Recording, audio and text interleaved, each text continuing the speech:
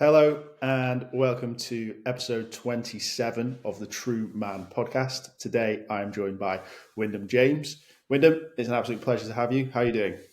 I'm very well, thank you, Lewis. It's a pleasure to be here, and thank you for inviting me to be part of what is an incredibly important conversation. Amazing. Thanks so much for being here. And as always with all guests, we start with the popular question. Wyndham, in your own words, what makes you a man? I have to say, the first time I heard you ask a guest that question, I had to stop. I paused the podcast and I emailed you immediately, just saying, what a way to start. I mean, why don't you ask a difficult question? And there's part of me that wants to pass this answer off as I'm just kind of making it up. I've thought about this since listening to that episode. And I think as everybody you've spoken to has said, it's a really difficult question. And where I've landed on it is what makes me a man is my relationship with the conditioning I've had around that term, what makes a man. And I think it's, having listened to a lot of these conversations, the thing that stands out is there's no single answer to this. And it is entirely unique. And I look back at what my influences were, which has to be the origin of it. And I would find it hard to describe the kind of man my dad was in really pithy terms. So I think my answer is what makes me a man is ever evolving. And that sounds a bit evasive, but it changes as my relationship. And as I become more aware, reflect more, challenge more, all of that early conditioning and the conditioning we get kind of subjected to in general, it changes. Yes, that's why I want to ask that question, because if your answer to that is almost archetypal or just a generic answer, I think there's a bit of work to be done, because it's really important to know that you're your own person and a man is an element of you, and you've just got to start to explore these things and start to question it. I think just questioning it is why I ask it, because it's such a fun question in the sense that, like, your answer could be different from days to days. And literally just saying to you, I filmed this podcast with myself and I knew I was asking myself that question. And even then I still thought before I answered it, which I think just shows the power of that question. And yeah, that's why I enjoy it. So yeah, I agree. Sorry. And I think your comment about we're different, like every time we consider that question, if we are genuinely considering it and open to being reflective on ourselves and other people, we're going to be different as an individual every time we come to that question. So I always use the term, I try to hold my certainties as lightly as possible, because they're the limit of where I can go. And so something like that is like, I have no idea. I'm just going to hover it in the palm of my hand and be willing for it to be blown away and replaced by something else. Yeah, I like that. I guess it would be good to get an understanding of how you've come to these thoughts and essentially what it is that you do now. Yeah. Okay. So I think the brief answer to this is I was 20 years in a career that I pretty much hated from day one. So I spent 20 years working in various sales roles, everything from I did recruitment, I did field sales, literally walking around trading estates, knocking on doors, asking if people wanted to buy vending machines. That's a long day outside of the office. Eventually moving into solution sales and outsourcing and things like that. And things calmed down in the middle of my career. So 10 years in, I moved into an outsourcing role, but it was all business development. It was all bid management. And whilst I kind of got more comfortable with the companies I was working for, I was deeply unhappy. And nobody knew. You know, my best friends didn't know, my family didn't know, my wife didn't know. And so And I didn't know how to get out of it. I think that's the really important thing. I'd fallen into a sales career because came out of university and it was like, got to get a job. Yeah. Everybody is hiring salespeople because it's the engine of a business. And they're relatively easy jobs to get. They're difficult jobs to keep, but they're relatively easy to get. And I fell into sales and stayed there. Every kind of job iteration, realizing I liked it less and less. But I was really struggling with having the confidence to break out and do something else. I did a drama and theatre degree. And when I left that, I thought, I'll be an actor. And what I found very quickly was I lacked the confidence to fail as often as I needed to make that a success. And so I kind of collapsed into what is expected of people. You go and get a job, you get your head down, you climb the ladder, you earn more money, you build the life you're supposed to live. So that's what I did. But every time I kind of went round this loop of, I definitely need to do something different. I couldn't identify what it was. And because I couldn't identify what I should do, I didn't do anything. I went back into the process and kind of went round that whole circle again. And that happened time and time and time again. Eventually, back in 2016, my wife was diagnosed with breast cancer. She's absolutely fine now, all good, really well taken care of. But up until that point, I'd been telling myself when I didn't know what to do, it was okay because I'll have time. It will come to me, it will be fine.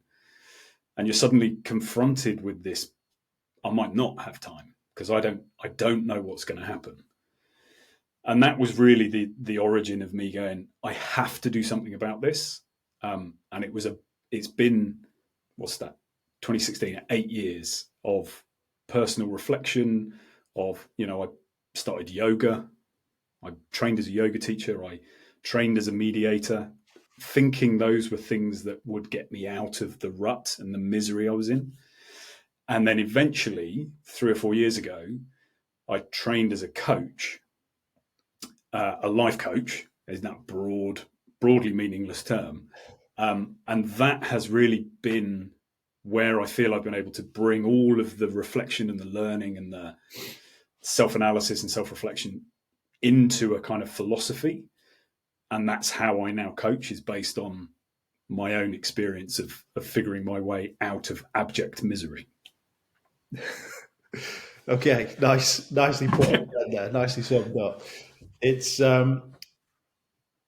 such an interesting thing. I feel like this is more and more common now. Is there's this major event, and it was obviously deemed midlife crisis, maybe when I was a kid. Right, there was many sports cars being purchased on my estate, whereas now it seems to be this reinvention or this change in career path.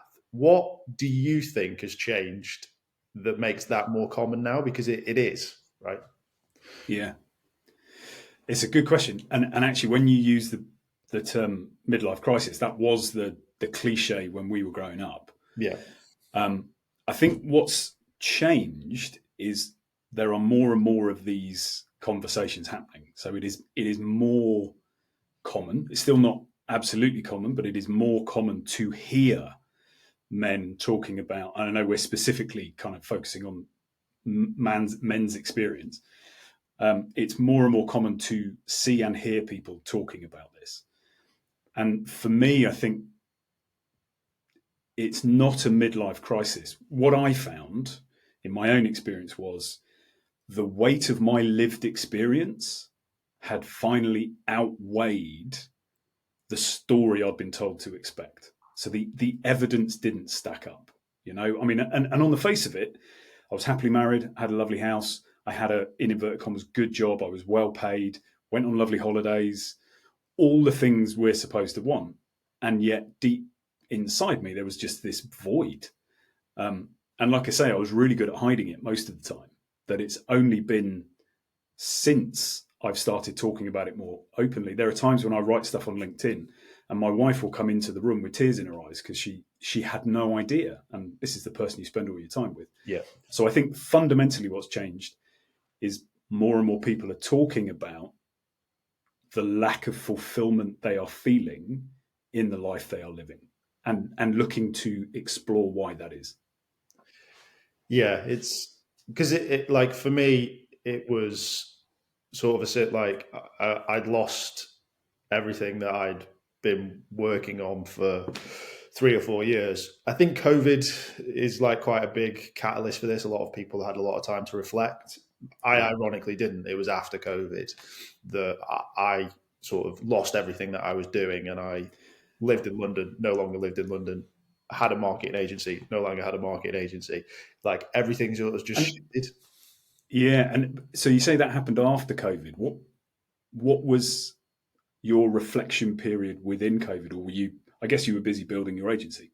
Yeah, there wasn't one. I didn't really stop. It was quite amusing. So I lived with my friend from uni and his partner, who was a teacher, and they just sat in the garden and did yoga. And like they had their stresses, right? There was obviously elements to it, but it was a different COVID for them.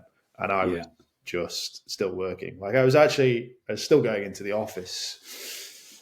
Like as soon as the first lockdown finished, I was basically back in the office, which was just in hindsight, I should have stopped, but I didn't. I tried to build through it, which, it was crazy time. Yeah, you can't know that at the time, though, can you? No, it was just more of a. Well, we'll probably get onto this in a bit, but it was more just the stuff that I'd consumed was like when it's going bad, that's when you should double down because everyone else is restricting, and you should try and push forward, steal a march on them. Yeah, essentially. But it probably wasn't the time to go into battle. But yeah, it was. And then after all that, it was like, okay, cool. What's next? Like, it's a self-reflection, which I was fortunate enough to be able to be in a position to have it. Not everyone is, right? But it's weird that you have those, like you said that you still had that void, and I go back to the sports car because I think it's true. Like it's almost like that's tried to fill that void for those people, and if they honestly had that conversation, they probably didn't want the sports car, and they didn't want to carry on in that job. They probably wanted to repursue some sort of art or whatever it might have been, but they just didn't feel that they could be in a position to have those conversations. Yeah, I think that's a really interesting point because I end up talking to all of my clients about the idea of mechanism versus meaning. And for me, it was undeniably I went on a pursuit of meaning because I'd done the look around to see what else I can do. And I think we have those very frustrating phases. You can do whatever you want to do. You can be whatever you want to be. And when I used to hear those, I'd roll my eyes and develop a straw man argument that disproved it. So I can be a brain surgeon, can I? I can be the prime minister, can I? Yeah. Missing the point that actually the question is, you can do anything you really want to do. Yeah. You can be anything you really want to be. And fundamentally, going off and buying a sports car is an attempt to do something connected to a deeper meaning that there's a disconnect. And until we spend time reflecting, figuring out what that deeper meaning is that is going to fill the void, I think we're destined to just go through iterations of doing, never finding the answer. Yeah, I think, the main goal is mechanism in the set, like to use your terminology, you have to provide and you have to sustain a life and like we can't all just go and live in tents and be maybe in the future, who knows, but there's capitalist sides to the world that we have to focus on. So let's go into a little bit more about how you do what you do. So you talked about mechanism and meaning, like sort of explain the process that you would go through with a client. What sort of is different about what you do? So I don't know how different it is to other people. I think one of the things I've realized is there's vanishingly little original thought, like genuinely original thought at this point. Humans have been knocking about the place for a while. And if you look at a lot of where the conversations are going, it's, You know, if you're quoting Confucius, he was around a long time ago, right? And all of these kind of reflections back to really ancient theories. So I don't know how different it is from anybody else. My focus is always really, if you do not understand what you are trying to create for and in your life, you will always be struggling to identify the mechanisms through which you can create it.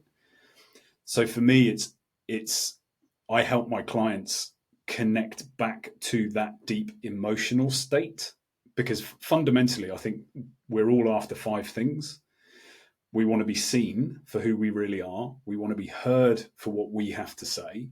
We want to be accepted for who we are. We want to be loved, and we want to be safe.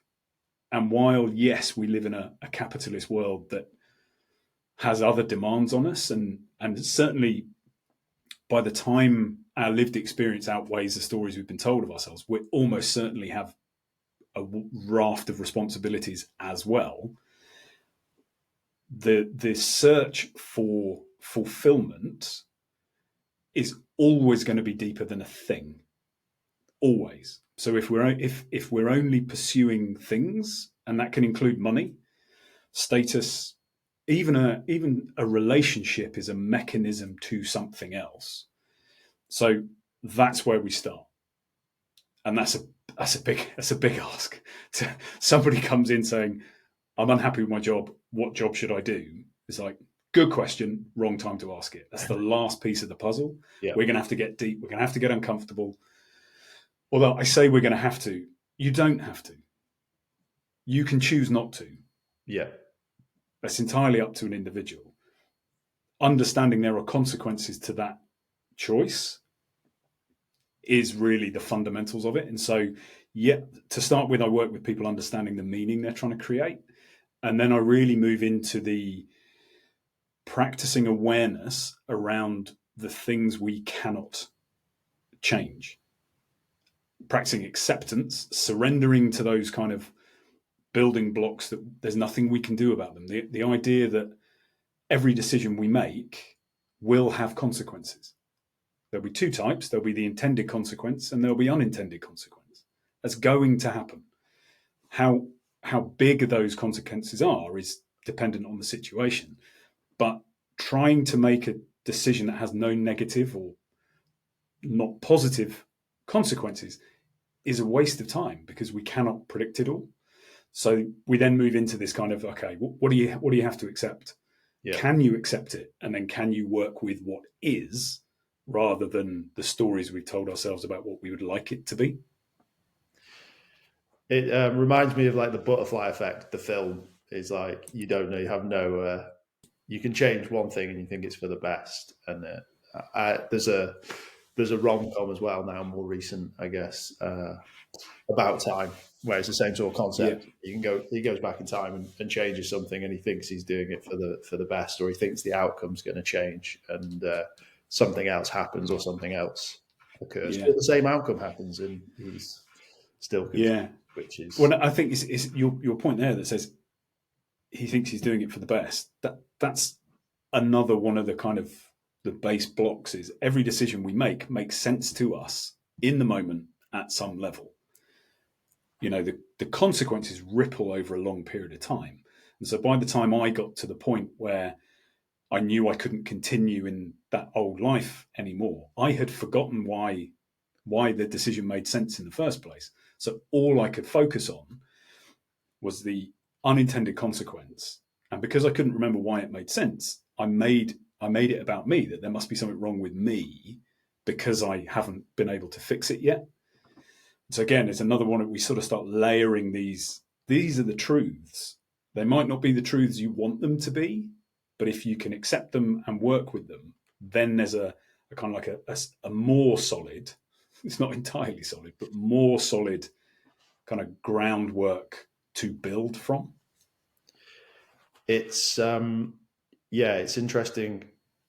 That's probably something that I really want to touch on, because you said it took you, well, you're 8 years now into this journey, right? And you're still learning and still sort of uncovering things, and the stuff that's maybe coming out of your mouth probably wouldn't have come out of your mouth 8 years ago when you first sort of 100%. first started this. Yeah. And for me, I think I'm probably like 2 years into this now, just over. And again, in that sort of 2-year period, how this started and where it is now are two very different thought processes. And you also mentioned, sorry, go on. Sorry, no, you go on. Well, I was going to just say, you mentioned about being uncomfortable, and that can be quite raw, and it's quite a hard thing to do. And yeah, in my opinion, I haven't had any life coaching or counseling or therapy or anything like that. Maybe it's something I will do in the future, but that getting uncomfortable, for me personally, I think it needs to be done on your own first, and it needs to be thought through, and it needs to be pretty like abrupt and pretty like you're essentially probably the worst person to be that judge of who you are now. But that for me was a big turning point. And I'm just interested because obviously you're obviously now a life coach and you're doing all these things. But 8 years ago, was that something that you'd considered, or where did you land on that journey? Yeah, I think this is gross generalization, but I'm one of the few coaches who became a coach before they had a coach. So I agree with you. When I reflect on that kind of adventure that I went on, it started, as I say, with my wife having her diagnosis and me thinking, I have to do something about this. And the first step was I was absolutely certain about the things I thought I believed, and I wouldn't entertain anything outside of it. I was kind of like the faux white coat scientist who kind of go, well, you show me a scientific paper that proves that, and I'm, broadly speaking, willing to accept it. But I would never go off and read the paper, right? It was always like, just tell me there's a paper, and that's fine, that's good enough. And I asked myself the question, how's this working out for me? And the honest answer was not well. Like, really not very well. So what am I going to do about that? And then the next 8 years have been personal reflection, have been in my own head, looking for and pressure testing the things I thought I believed, because you only kind of have to have one begin to crumble a bit, and then you're posed with the question, well, what about all these others? So I remember it actually started, I went off and started practicing yoga. But I started yoga thinking I wanted to be able to do a handstand.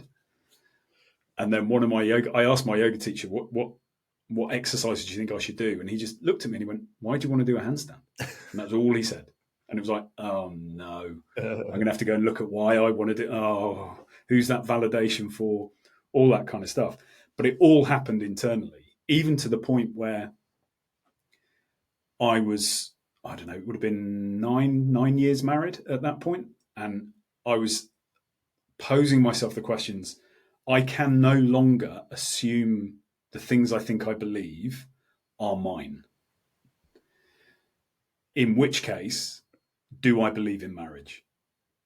I'm 9 years into a marriage and I was not sharing that with my wife. And I remember being unbelievably terrified of that question, because I didn't know what the answer was going to be, and I didn't know what whatever the answer was would mean and what further conversation that might lead to. So thankfully with that one, I came to the conclusion I probably don't believe in marriage, but I do believe in my relationship with my wife. But when I told her, it was just like, you've done what now? You've been spending how long thinking with what? So yeah, it was all happening in my own head. And I agree with you. I think that's the path is can I find a place of comfort in my uncertainty, which I know it seemed paradoxical. That means when I'm ready to finally have a conversation with someone, I can actually say, do you know what I've been going through? This is what I've been going through. Yeah. And I think it's fundamental to having that process to recognize we are broadly speaking, all going through the same thing. There'll be degrees of it, and there'll be flavors of it, and there'll be nuance, but fundamentally, we're all going through the same thing. Yeah. So if you were to be able to go back in time to Wyndham 8 years ago, and he said, I'm thinking about this, what would be the first thing you'd say to do to start this journey?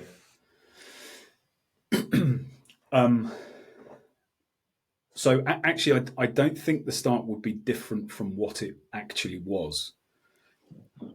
I had to recognize that I didn't know.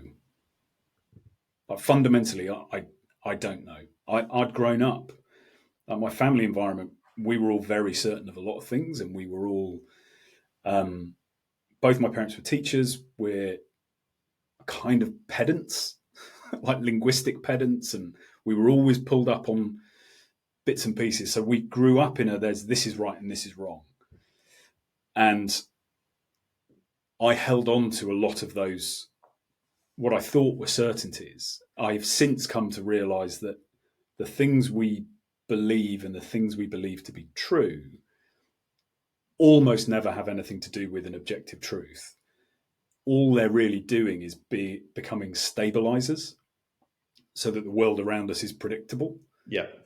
If that predictable world is not going very well for you, then learning to let go of your certainties is the first step.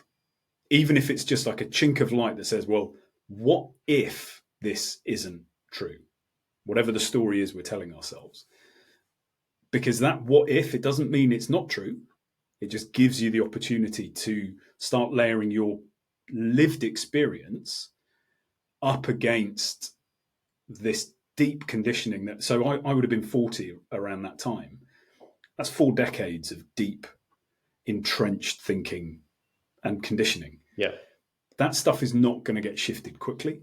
It's just not. Whatever anybody on TikTok or Instagram or LinkedIn or whatever platform it is, you're not going to resolve that in a 3-month coaching program. You're not. It will help, Yeah, but it's not going to be the end of the work. So I would say that recognize how tightly you're holding your certainties, and then give yourself the opportunity to be wrong about them. Yeah, question, right? It's like, why and what? Yeah. Like, it's a tough question, but it's a good question to ask. And I look at this from a overarching point of view, so like everyone and like anyone. I think in some scenarios it's really easy, and there's a lot of privilege and there's a lot of benefits that I can sit here and say that I can comfortably have that conversation with myself, and there wasn't really any consequences to go and take a step in a different direction. And I think about that, and I think if I was in a different position, say had a mortgage, had some children, had something else that sort of linked to it, would I still make the same step? And I think the answer to that question is going to be dependent on probability, right? Is like, is there going to be a success to this? Is this going to negatively affect the other people around me that it can affect? And that's how I see this now, is like, you can have these conversations with yourself if you're uncertain, but maybe then look at them from a probability point of view. Is the risk worth the reward? And that may sound a bit counterintuitive because we want everyone to be in spaces that they feel comfortable in. But if there's too much uncertainty, and on balance, it's not the worst position to be in, then I would encourage you to stay and try and find other outlets rather than extremes. I think career change is probably the biggest change and the toughest change because of the society that we live in. But there are other outlets, right? You don't have to take crazy steps, shall we say. Absolutely. Like for example, the reason that I bring this up is because one of your questions was, do I believe in marriage? Like, that might not be a question that some people should ask, right? Because that could create ripple effects and things that aren't necessarily where they want to go. Yeah, it's an interesting one, because I don't think there are any questions we shouldn't ask. Yeah. Again, it comes back to these, like the fundamental truths are, there will be consequences to whatever we do. There will be. So you said you were in a privileged position that you could make a change and there are no consequences. There are, definitely. Yeah. They're just not maybe dramatic enough to be negatively impacting your life or whatever it might be. But of course it has consequences. If somebody were to ask that, had I asked myself that question about marriage and the answer come back, no, I don't believe in marriage, and more importantly, it's exposed the fact that I don't believe in this relationship, yes, there are going to be ripple effects, massive consequences to that. And yet, if I don't ask that question, I am living a life that is not true to who I really am. Now, and that will be contributing to the feeling of lack of fulfillment and the misery and the unhappiness. So for me, it's very much a case of, there are no questions we can't ask. Yeah. If we expect all of our questions to be answered in a way that doesn't cause impact or peripheral ripple effects, we are setting ourselves up for failure. Yeah. Which is why it's terrifying. Let's use that example. We don't know what's going to come out. So say it did come back as no. From the perspective of work, there isn't. Sorry, go on. I was just going to say, if it comes back no to marriage and that relationship, do you still believe that the solution is binary? So it's like, get out of that relationship, or what's the conversation there? Yeah, great question. And actually, I was going to go on to the work perspective to demonstrate that. Yeah. So I think this is why it's so important. This is why I work with my clients right at the beginning to figure out the meaning they're trying to create. I was having a conversation with somebody. I do a networking event that is a net walking. We go out for a walk for a couple of hours and just kind of chat. Really lovely. But I was chatting to somebody on that, and they are at a place where they think, I need radical change in my career. And we were talking about it, and I was like, okay, well, what's the problem? What are you missing out on in life that you really would like more of in your life? That question, what do you want more of? Really important question to start thinking about. And by the time we'd finished this sort of 3/4 of an hour walk, they were beginning to think, actually, I don't need wholesale change. I need touches of change that actually then, like you were saying, the balance of any decision, I'm then comfortable with staying where I am, as much as maybe a wholesale change would be great. There's too much risk, but these fine-tuning of this where I am actually enables me to create more of what I really want. And so from the relationship perspective as well, I think relationship is obviously different from work. Yeah. And it's a very difficult, there is no binary answer in any of this. Everything is deeply nuanced. We're human beings, we're very complicated. And I think that's one of the problems we face, is that a lot of the discourse is actively seeking to strip nuance and complexity, which pushes us down binary choices and polarization and all those kind of things. If actually we can just sit there and go, we're super complicated, there is no easy answer. It's going to take some time. It's going to take work. It's going to take effort. It's going to take a greater level of transparency to begin with ourselves, because we're great at obscuring our own truth. And then certainly from a relationship perspective,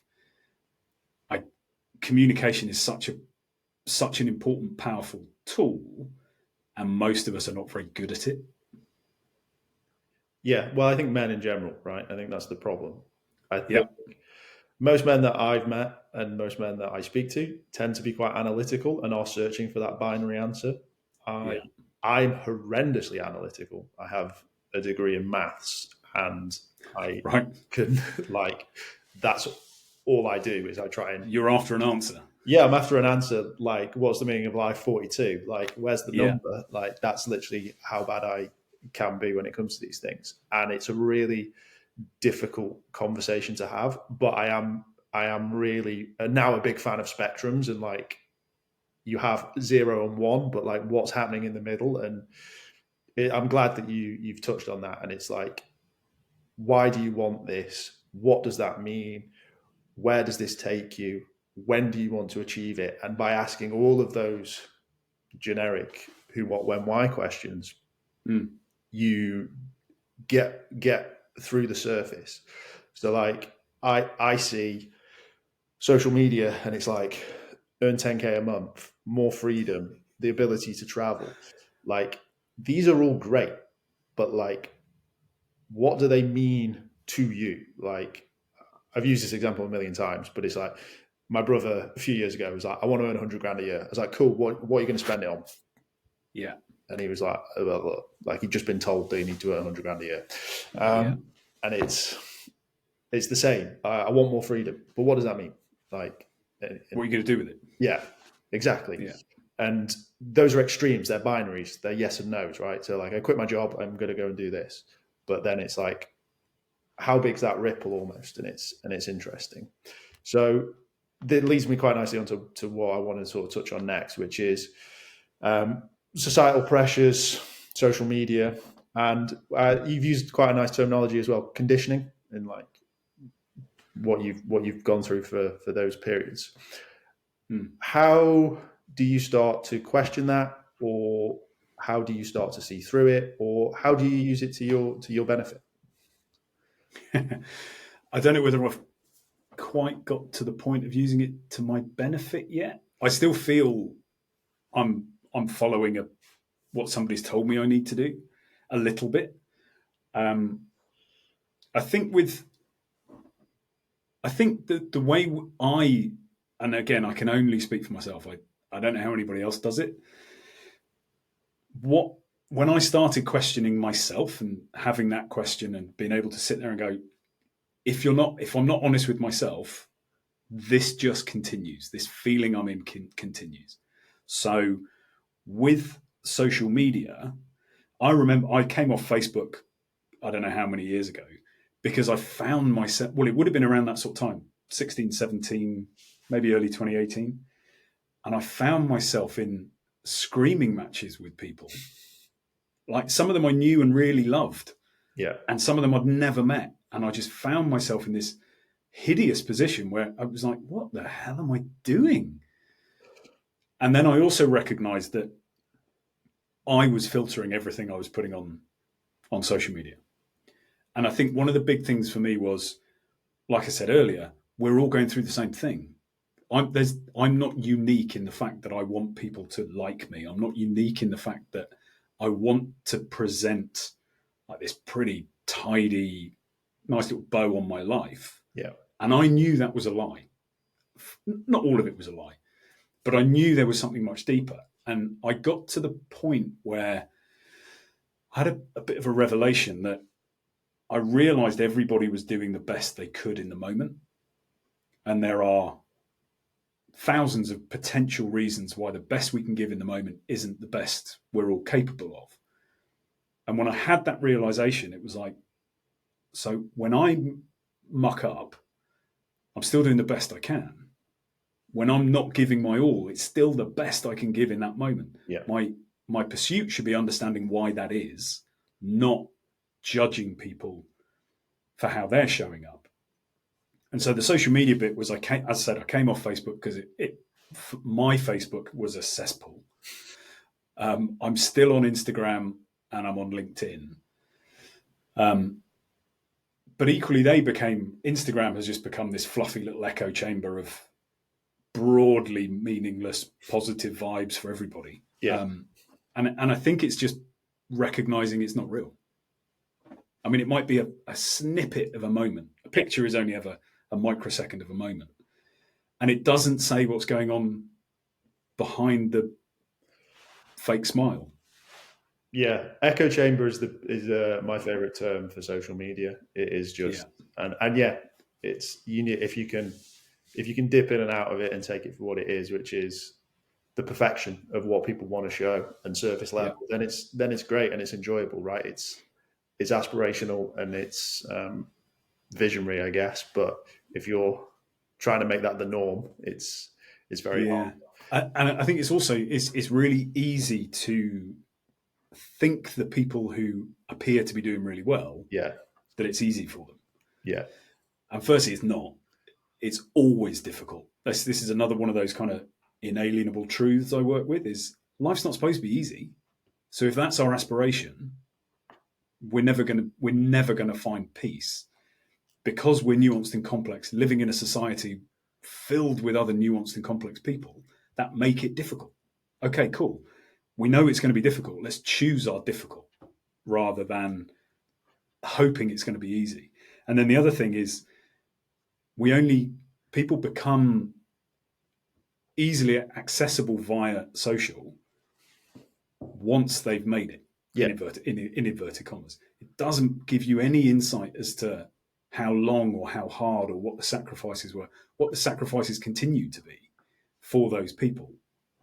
And so recognizing that as well, I think this isn't anywhere near all of the story, No, and they're still struggling. yeah, I completely agree. They're people, right? They're people as well, right? Yeah. That's the main thing. So just to bring it back to men, I guess, in a nice round Mm-hmm. way. In your opinion, what do you think is missing, or what do you think there needs to be more of in the men's space?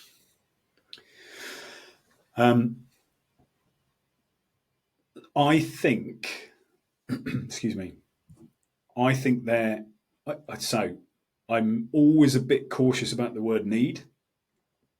I think the men's space would benefit greatly from spaces where men are taught about their emotions. And not only taught about them, but given space to experience, process, and let go of their emotions. It's I'm talking to some of my siblings, and we have these conversations now. Where it's like, do you ever remember being taught about your emotions? It's like, no. What are you talking about? We're all 50 or hovering around 50. It's like, of course we weren't. We were brought up in a space where positive emotions were fine, negative emotions, and I'm in inverted commas, were pushed to the side. So I don't know anyone who's been brought up being taught, certainly not of our generation, what their emotions actually mean. And I think one of the fundamentals for me, because I hid my emotions for decades, I remember 3 distinct points during my 30s, late 20s and 30s, where I had emotional breakdowns in public that I could not stop. And I couldn't explain it. It was just this inability to hold back the pain and the upset and the sadness and all those things.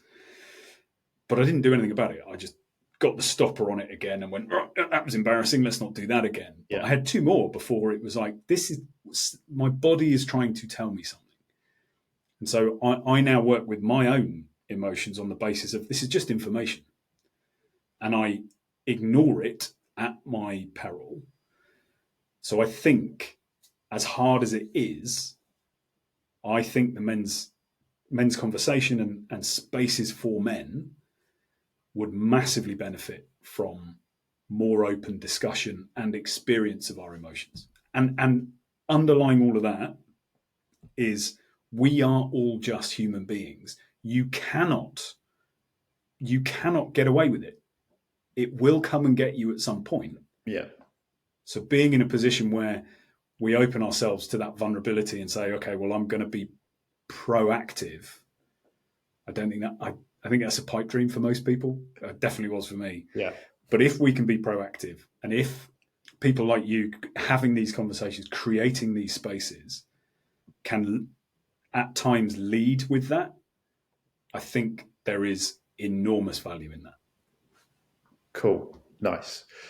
If people like what you've said, Wyndham, where can they find you? And what's the best way to reach out to you? Yeah, so I have a website, wyndhamjames.com, WYNDHAM James.com. You'll be able to see kind of my approach on there. I also have a podcast, which is called Hands Up If You're Human.